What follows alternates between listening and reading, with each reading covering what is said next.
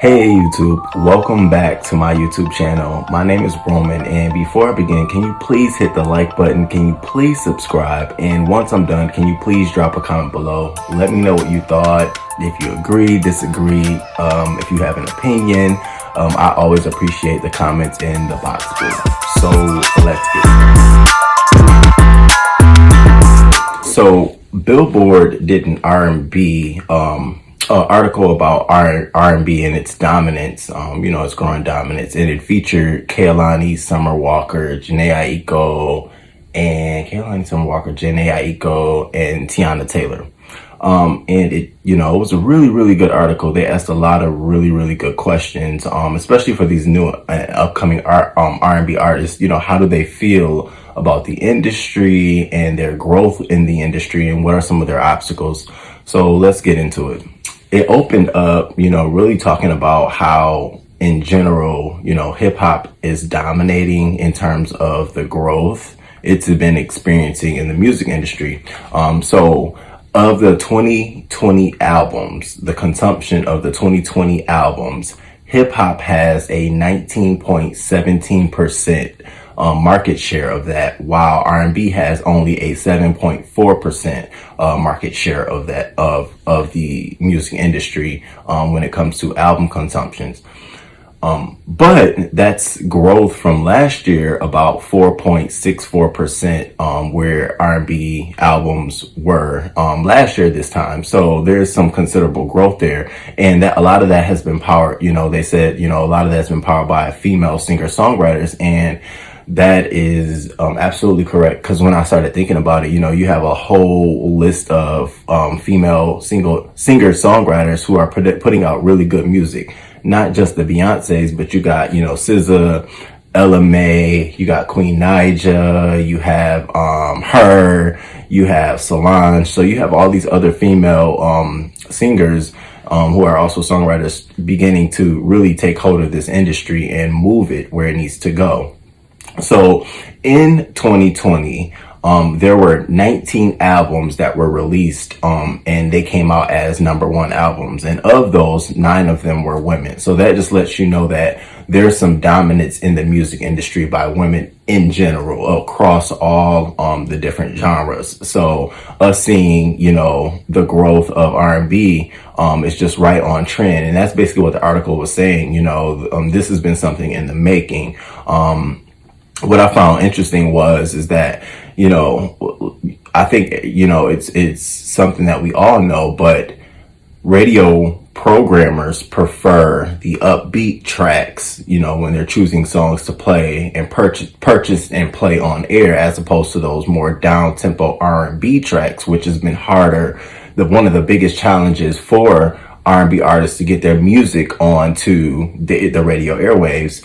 And I remember as soon as I read that part, I thought of Beyonce song when she was like, radio say speed it up, I just go slower. And I was like, yeah, that is absolutely true. You can see how, hip hop, in all races, dominate when it comes to radio airplay. You can see undertones of hip hop in rock. You can see undertones of hip hop in pop music. So, the upbeatness of that is what is more appealing, attractive to people, I guess, who are listening to radio.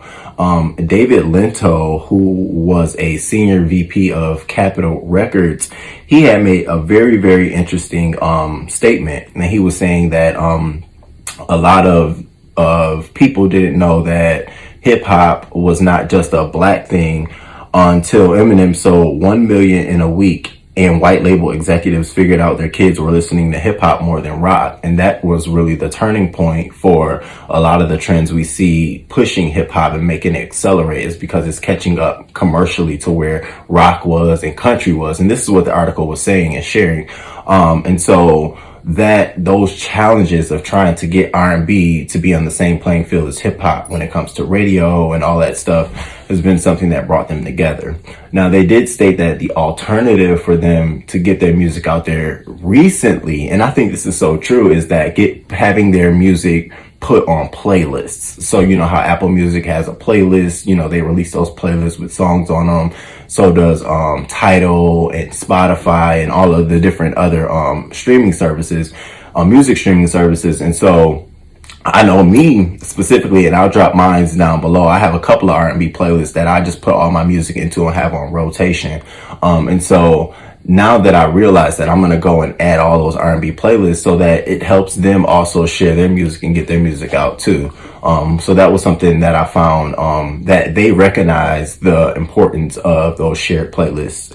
So now the more juicy stuff. So the questions began. And so one of the questions, you know, a couple of the first questions was like, how do you define R&B?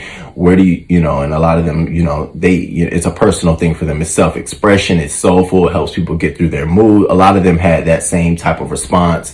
The other one was, what do you think? Where do you see, you know, so the question was, how does what we're seeing now compare to the commercial peak that R&B experienced in the late 90s and early 2000s? And I just thought that their responses was very, very candid. And I'm just going to call it what it is. I feel like it was just slight shade towards Ariana Grande. But Jhene Aiko said, there are different sounds within R&B that I'm seeing reflected in other genres. We're seeing more rappers singing, being more melodic, doing more love and sexy songs. You probably wouldn't have heard that from a straight up rapper back in the day. And now there are traditionally pop artists doing R&B albums, but it's called pop. So Taylor laughs and she's like, Jhene's about to have us being messy. And Aiko is like, I'm like, this is a very 90s R&B sound, but it's considered pop. And I did. All right. I hear the shade towards Ariana Grande. And then Taylor followed that up by saying, if an actual R&B singer sang what the pop artist sang, would the R&B singer get the same exposure? And that's true. Summer Walker was like, pop gets all the credit for sure. We're cute over here when they want to be in their feelings, but when it's time to get to the money, it's all about pop.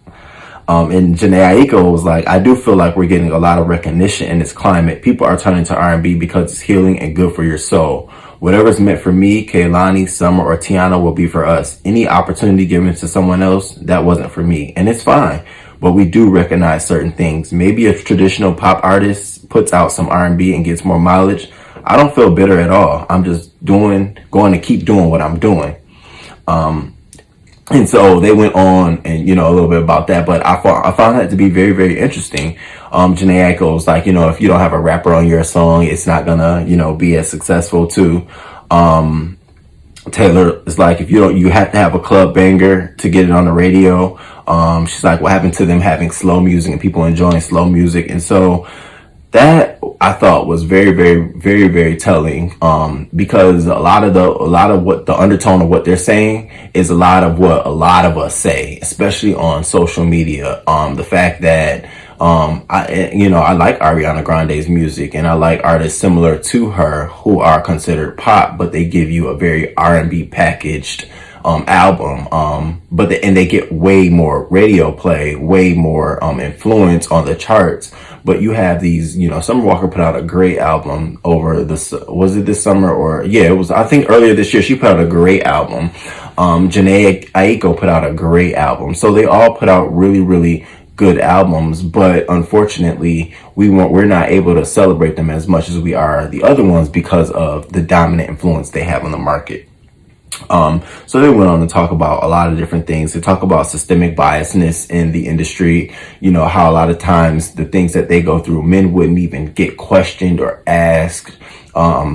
They talked about how, how it is, you know, Summer Walker talked about how, you know, she doesn't even pay any attention. She doesn't barely go to the studio. She does what she needs to do and she goes home. She doesn't have time for that.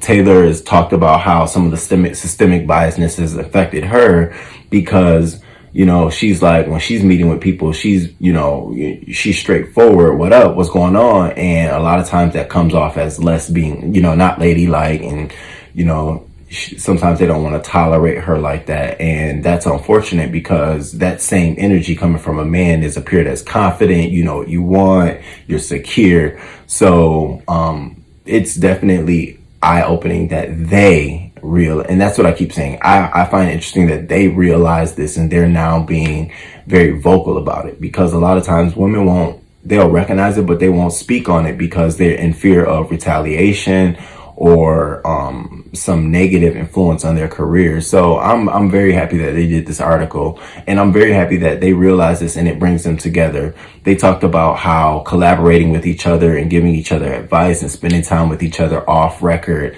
helps them become better artists.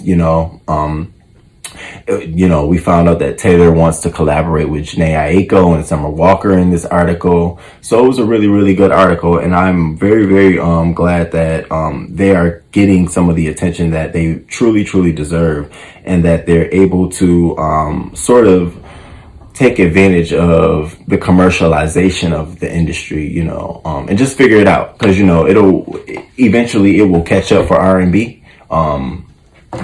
Some of their releases, like Kehlani, she's 25. She debuted her number 2 album in May. It was good until it wasn't. Jhene Aiko, she's 32. She debuted her number 2 album in March, Chilombo. And Teyana Taylor, she's 29. She debuted her number 10 album in June called The Album. And that was a really, really good album.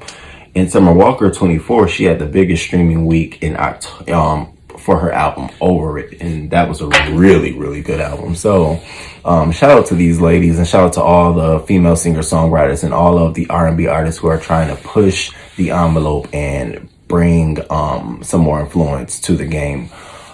Please hit that thumbs up. Please drop a comment. Let me know. Do you agree? Do you notice some of the systemic biasness in the industry? Do you think that pop singers who do R&B packaged albums get more support in the radio and in the industry than those who are actually doing R&B albums and labeled as R&B artists?